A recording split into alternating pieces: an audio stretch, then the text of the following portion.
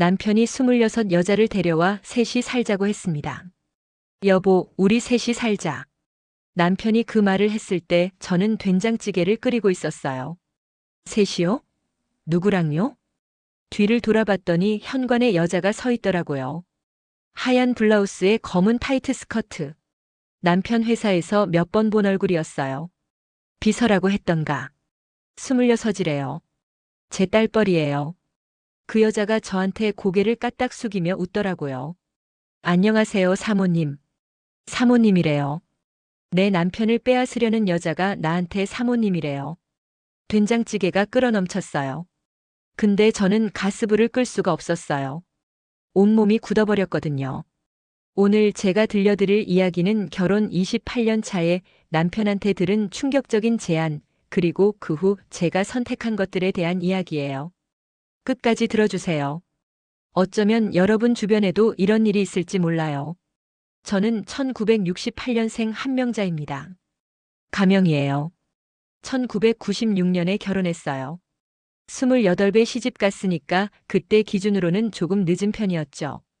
남편 오성태 씨는 2살 연상이었어요. 중견기업 영업부에서 일했고 성실하고 듬직했어요.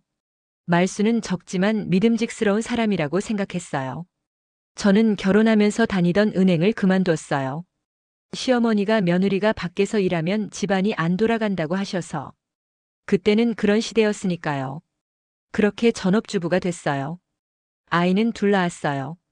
아들 준혁이, 딸 수아. 2살 터울이에요. 평범했어요. 아침에 일어나 남편 출근시키고 아이들 학교 보내고 장 보고 집 치우고 밥하고 저녁에 가족 밥 먹이고 설거지하고 아이들 숙제 봐주고 자고. 이게 제 하루였어요. 28년 동안. 재미있었냐고요? 솔직히 말하면 그런 거 생각할 시간이 없었어요. 그냥 해야 하니까 했어요. 아내니까. 엄마니까. 내 인생이 재미있는지 없는지 그런 질문은 사치였어요. 남편이 달라지기 시작한 건 3년 전부터였어요.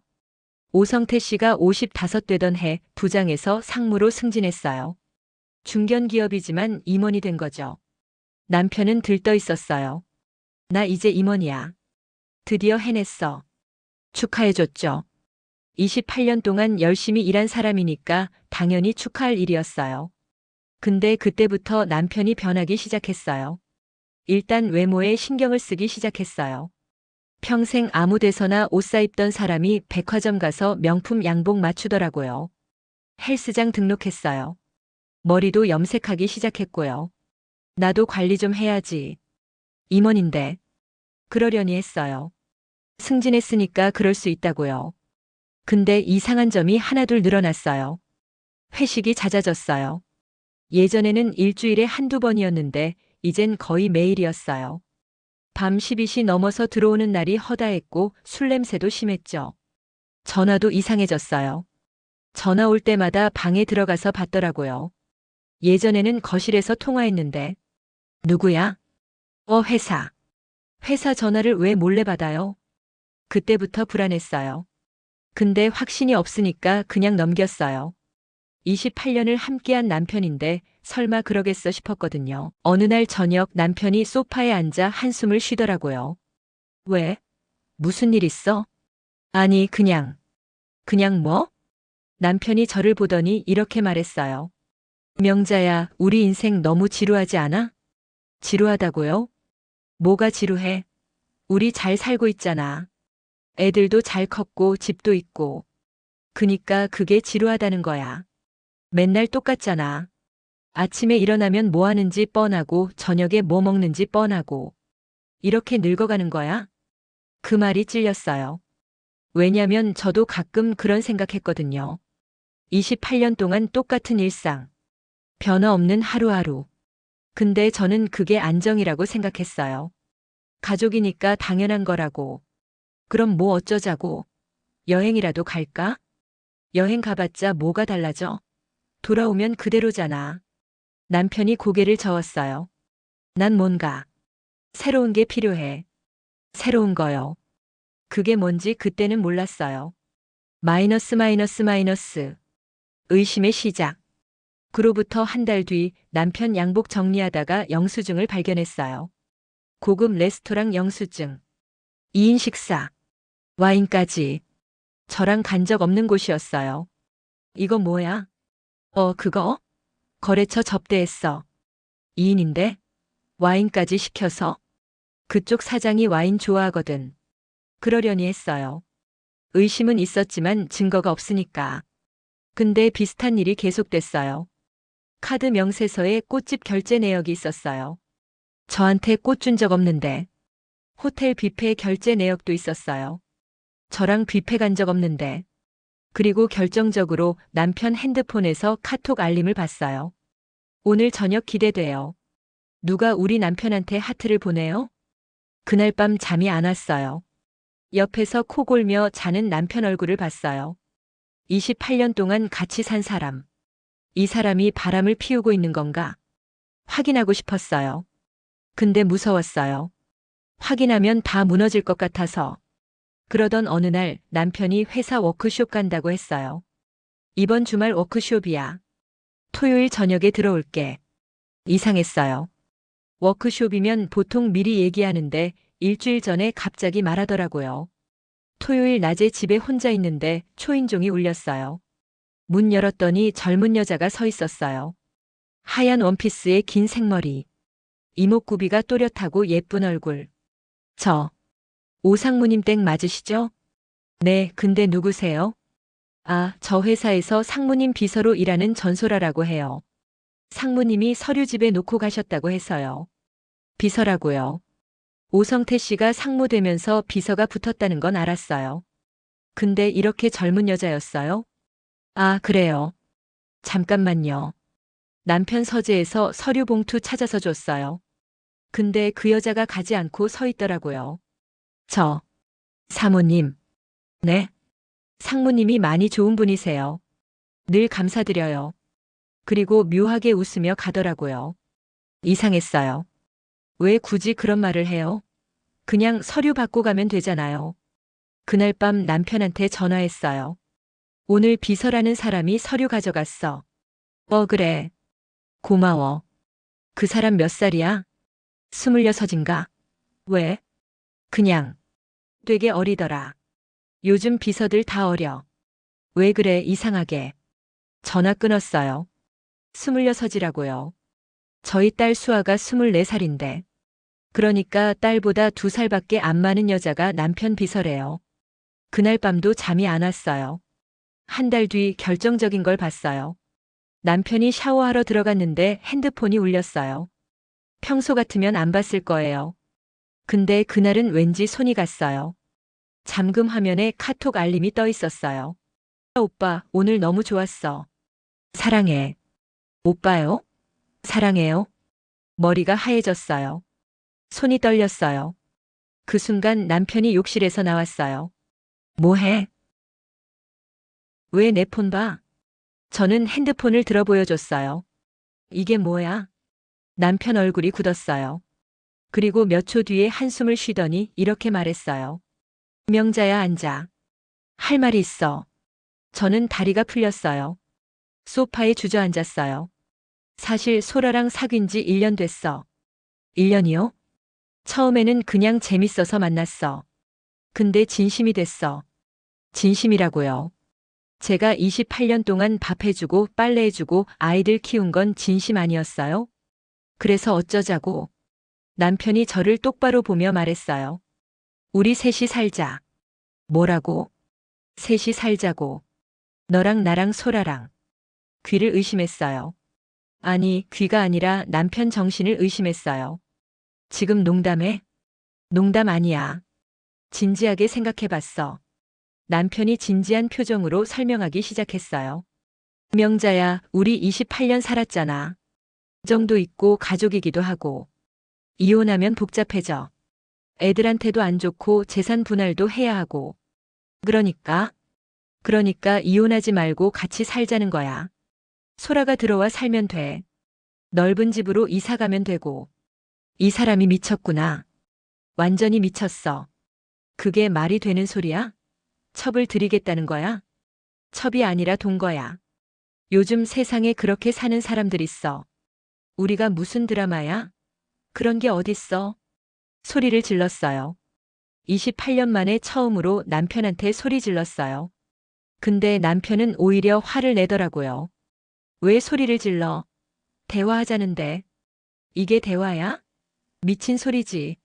나도 생각 많이 했어. 너만 힘드냐고. 그 순간 현관문이 열렸어요. 돌아보니까 그 여자 전소라가 서 있었어요. 사모님 안녕하세요. 남편이 그 여자를 집에 데리고 온 거였어요. 소라야 들어와. 네 오빠. 그 여자가 저희 집 거실에 앉았어요. 제가 28년 동안 청소하고 닦은 거실에. 사모님 제가 인사드리러 왔어요. 인사요? 남의 남편 빼앗은 사람이 무슨 인사를 해요? 상무님이. 아니, 오빠가 저한테 많이 잘해주셨어요. 처음엔 그냥 상사였는데 어느 순간 사랑하게 됐어요. 이 여자가 내 앞에서 사랑 이야기를 하고 있었어요. 내 남편을 사랑한다고. 전 이혼하라는 거 아니에요. 사모님, 저도 가정 깨고 싶지 않아요. 그냥 같이 살면 안 될까요? 이 여자도 미친 거였어요. 둘 다 미쳤어. 나가. 네? 나가라고. 당장. 소리 질렀어요. 그 여자가 움찔했어요. 근데 남편이 저한테 뭐라고 했는지 아세요? 야, 왜 소라한테 소리 질러? 얘가 뭘 잘못했어? 얘가 뭘 잘못했대요? 남의 남편이랑 1년 동안 바람 피운 게 잘못 아니래요. 당신 진짜 미쳤구나. 미치긴 뭐가 미쳐. 나는 합리적으로 얘기하는 거야. 합리적이래요. 이게 합리적이래요. 저는 방으로 들어가서 문을 잠갔어요. 그리고 펑펑 울었어요. 28년이에요. 28년 동안 이 남자한테 모든 걸 바쳤는데 이게 제가 받을 대가예요? 그날 밤 뜬 눈으로 새웠어요. 남편은 그 여자랑 거실에서 얘기하다가 둘이 나갔어요.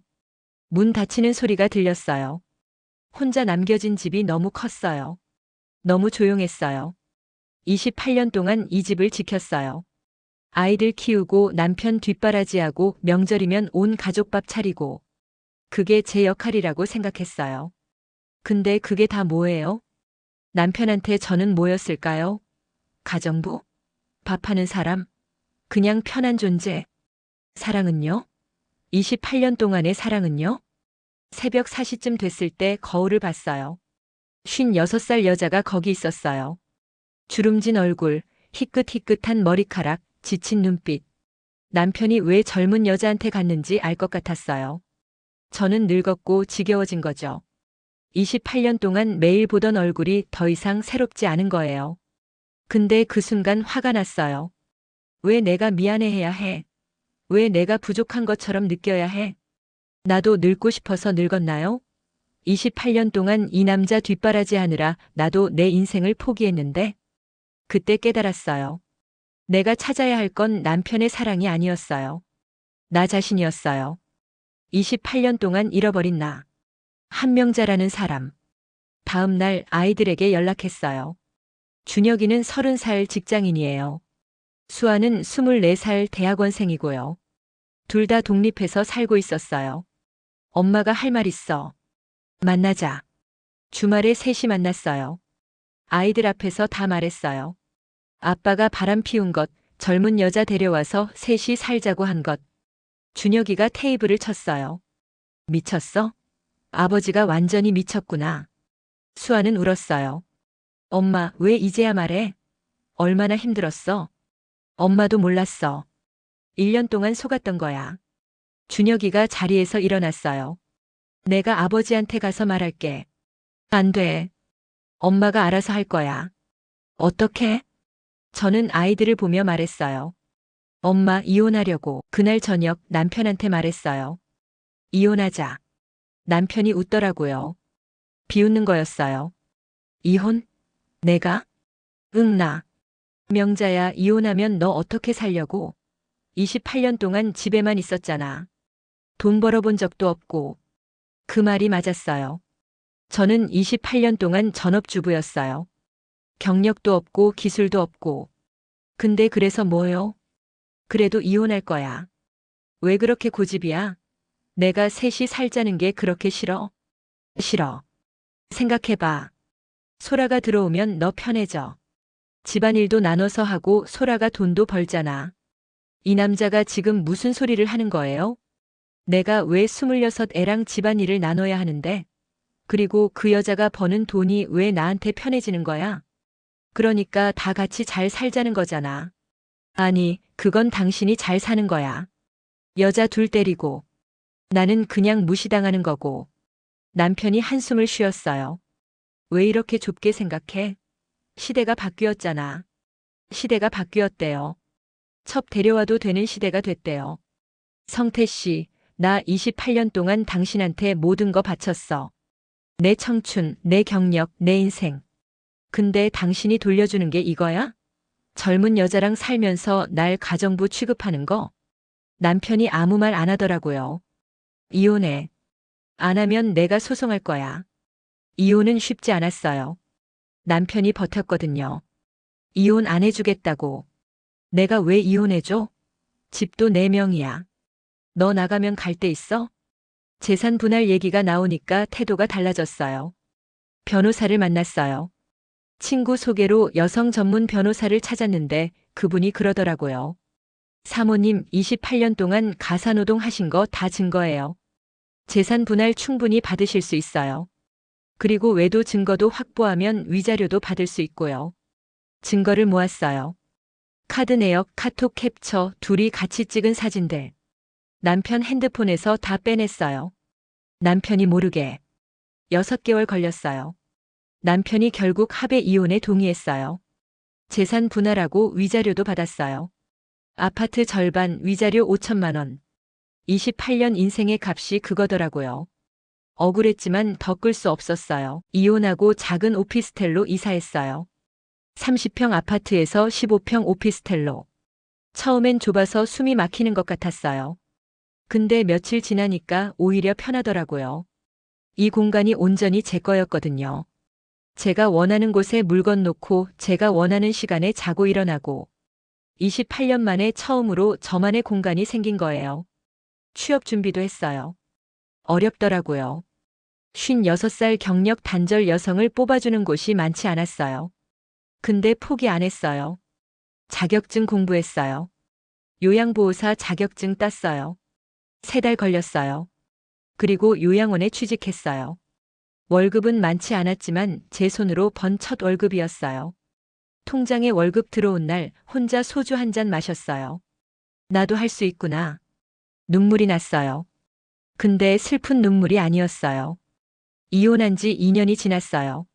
저는 지금 58살이에요. 요양원에서 일하면서 혼자 살고 있어요. 힘드냐고요? 솔직히 힘들어요. 몸도 예전 같지 않고 요양원 일이 쉽지 않거든요.